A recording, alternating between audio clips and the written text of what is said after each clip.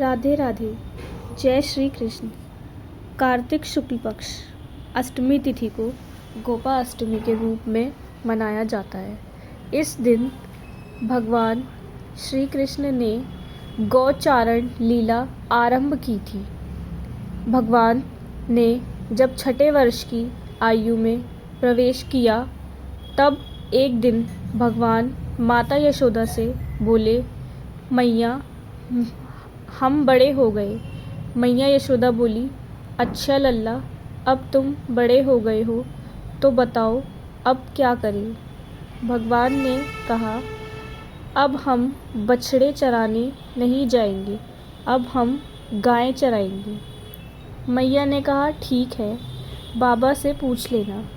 मैया के इतना कहते ही झट से भगवान नंद बाबा के पूछने पहुंच गए। बाबा ने कहा, लाला अभी तुम बहुत छोटे हो, अभी तुम बछड़े ही चराओ। भगवान ने कहा, बाबा अब मैं बछड़े नहीं गाय ही चराऊँगा। जब भगवान नहीं माने तब बाबा बोले, ठीक है लाल, तुम पंडित जी को बुला लो, वह गौचारण का मुहूर्त देखकर बता देंगे। बाबा की बात सुनकर भगवान झट से पंडित जी के पास पहुँचे और बोले, पंडित जी आपको बाबा ने बुलाया है, गौचारण का मुहूर्त देखना है, आप आज ही का मुहूर्त बता देना, मैं आपको बहुत सारा माखन दूंगा। पंडित जी नंद बाबा के पास पहुँचे और बार बार पंचांग देखकर गणना करने लगे। तब नंद बाबा ने पूछा, पंडित जी क्या बात है, आप बार बार क्या गिन रहे हैं। पंडित जी बोले, क्या बताएं नंद बाबा जी, केवल आज का ही मुहूर्त निकल रहा है, इसके बाद तो एक वर्ष तक कोई मुहूर्त नहीं है। पंडित जी की बात सुनकर नंद बाबा ने भगवान को गोचारण की स्वीकृति दे दी। उसी दिन भगवान ने गोचारण आरंभ किया और वह शुभ तिथि थी कार्तिक मास में शुक्ल पक्ष अष्टमी। भगवान के गोचारण आरंभ करने के कारण यह तिथि गोपा अष्टमी कहलाई।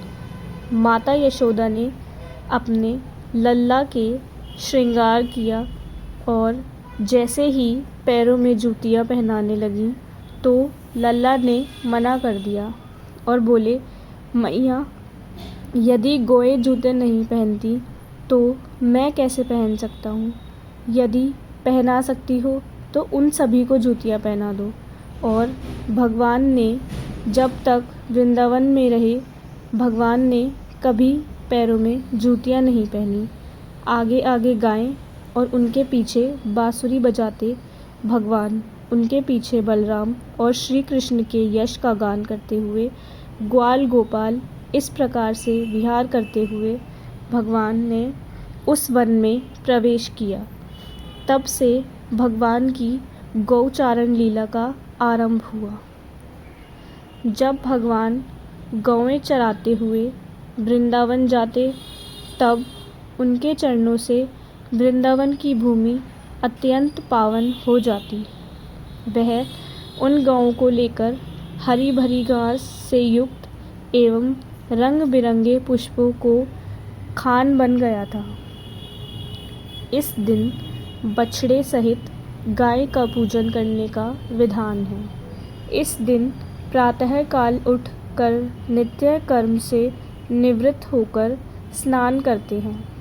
प्रातःकाल ही गऊ और उनके बछड़ों को भी स्नान कराया जाता है। गौ माता के अंगों में मेहंदी, रोली, हल्दी आदि के थापे लगाए जाते हैं। गायों को सजाया जाता है। प्रातःकाल ही धूप, दीप, पुष्प, अक्षत, रोली, गुड़, जलेबी, वस्त्र और जल से गौ माता की पूजा की जाती है और आरती उतारी जाती है। पूजन के बाद गौ ग्रास निकाला जाता है। गौ माता की परिक्रमा की जाती है। परिक्रमा के बाद गऊ के साथ कुछ दूर तक चला जाता है। जय श्री कृष्ण।